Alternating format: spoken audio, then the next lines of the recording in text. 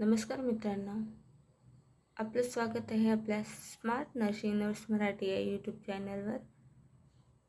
तर आज आपण पाहणार आहोत GNM फर्स्ट इयरमधील कम्युनिटी हेल्थ नर्सिंग या सब्जेक्टमधले डिफरन्स बिटवीन स्टरलायझेशन आणि डिसइन्फेक्शन. स्टरलायझेशन म्हणजे निर्जंतुकीकरण आणि डिसइन्फेक्शन म्हणजे जंतुनाशक. डिफरन्स बिटवीन हा असा क्वेश्चन आहे की जो एक्झाममध्ये कमी वेळामध्ये जास्तीत जास्त मार्क मिळवून देऊ शकतो. डिफरन्स बिटवीन हे एक्झाममध्ये 5 मार्कला विचारला जाऊ शकतो.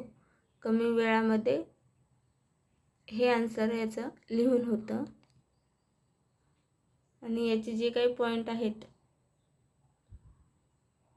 त्यात मी 7-8 दिलेले आहेत, पण ॲडिशनल आपण आपल्या मनाने ॲड करू शकतो. जेवढे जास्त ॲड कराल तेवढे जास्त मार्क मिळते. अदर क्वेश्चनला आपल्याला 5 मार्क्ससाठी 2.5 पेज लिहावं लागते, पण म्हणजे डिफरन्स बिटवीनमध्ये तुम्ही 1 ते 1.5 पेजेसमध्ये 5 मार्क मिळून जाते तुम्हाला. तर चला सुरुवात करूया आपल्या आन्सरला. स्टरलायझेशन हे सर्व प्रकारच्या जंतूचा नाश, विषाणू सर्व प्रकारच्या जंतूचा नाश करण्यासाठी केलं जातं, जसे विषाणू, जीवाणू, फंगस इत्यादी.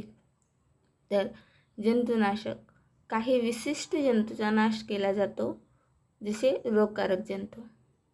नेक्स्ट, नाश करण्याची प्रक्रिया पूर्णपणे होते, म्हणजे यामध्ये जंतूची नाश करण्याची प्रक्रिया पूर्णपणे होते. स्टरलायझेशन हे खात्रीलायक आहे ही पद्धत, जी यामध्ये स्टरलायझेशन किल करण्याची म्हणजे बॅक्टेरिया किल करण्याची 100% गॅरंटी असते.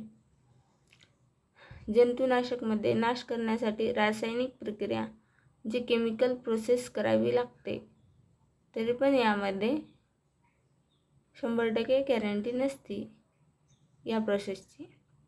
आणि यामध्ये स्टरलायझेशनचे सर्वाधिक स्तर असतात, तर डिसइन्फेक्शनमध्ये मध्यम स्तर असतात. यामध्ये स्टरलायझेशनमध्ये ऑपरेशनचे सर्व साधने, निडल, सर्जिकल इन्स्ट्रुमेंट स्टरलायझेशन केलं जातं. डिसइन्फेक्शनमध्ये फरशी, भिंती, टेबल, टॉयलेट, बेड लॉकर इत्यादी पृष्ठभाग या क्षेत्रात वापरले जातात. स्टरलायझेशनमध्ये उष्णता, रसायने या पद्धती वापरतात. तर जंतुनाशकमध्ये रसायनाचा फवारा वापरतात. निर्जंतुकीकरणमध्ये किरणाचा वापर होतो, तर जंतुनाशक यामध्ये द्रवाचा वापर होतो.